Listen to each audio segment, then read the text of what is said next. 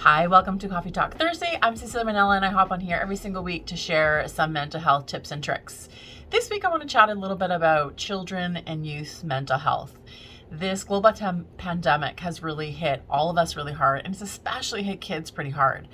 Kids are really resilient, and we typically fall back to that kids are just going to be fine. They're going to be okay. They're going to bounce back. All the things that we do and the way that we talk about children is that we promote this inner resilience, which is really true.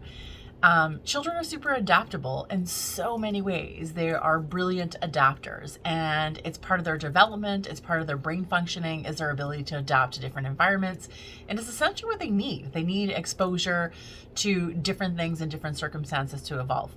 The thing is that this is now a prolonged, stressful situation. And as adults, we're struggling to make sense of it, to make meaning of it. We're struggling with the isolation and the disconnection from relationships, which is leading to feelings of anxiety and depression. So feeling really down and feeling apathetic, maybe just disengaged, or feeling really worried all the time or overwhelmed all the time, inability to focus. The list goes on and on and on, which are the longer term effects of being in a constant state of stress.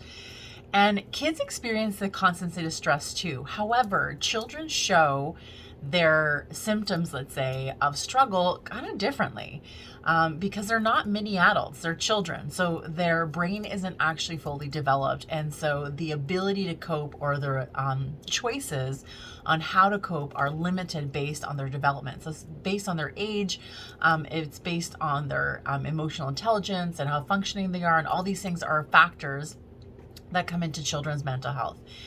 But the one thing I want you to encourage to do, if you've got little people in your house, is that there's a way for you to help them along in the struggle. And it's just changing a couple of things that you do as parents or as mentors or aunts and uncles or grandparents or however you have access to smaller people in your life. There's some things you can change in your language. So number one is really listening. As adults, we tend to not really listen to children and to kids.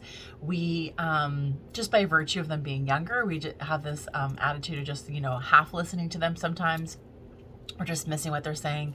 But kids don't communicate in the same way that adults do. They don't really get to the point. They kind of beat around the bush quite a bit. They'll talk around a topic and around a topic and around a topic, which can drive adults crazy. But let me tell you, when they talk around the topic, you want to be paying attention to what they're actually trying to get to. So that requires deeper listening, or actually listening to what the point they're trying to get at. And you don't have to push them in that direction, it's just listening to what they're talking about as they beat around the bush around something. The second thing you can do is use the word and. So an example of this is you can have a child come up to you and say, hey, mommy, I'm feeling really sad today because I don't get to see my friends. And what we want to do is we want to comfort. So our instinct is to comfort and make it better. It's okay, honey. It's not going to last forever. And we go into this whole thing of the reasons why. A more supportive response around being able to allow kids to express themselves more deeply and to connect to their emotions and their thoughts and their struggles is to use the word and. It's like, I understand that, honey, that you're feeling disconnected or really sad that you can't see your friend.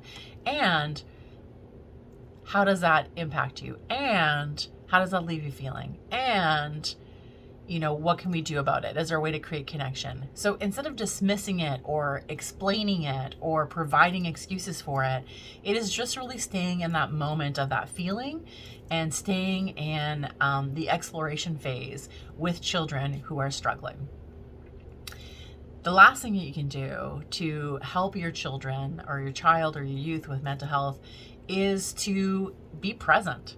We're all so disconnected. We're on our phones a million times a day. We are using more technology than we've ever used before.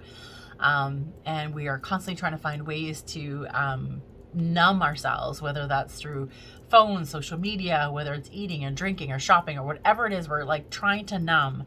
And what young people need from us right now as adults is to be present, is to be there, is to put the phone down, to have a conversation, to spend some time, is just to be present.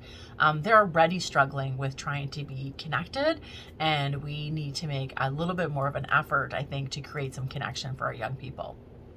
If you have any questions or comments, would love to hear from you. I've got a blog post coming out for some other tips around children's mental health and some different approaches you can have.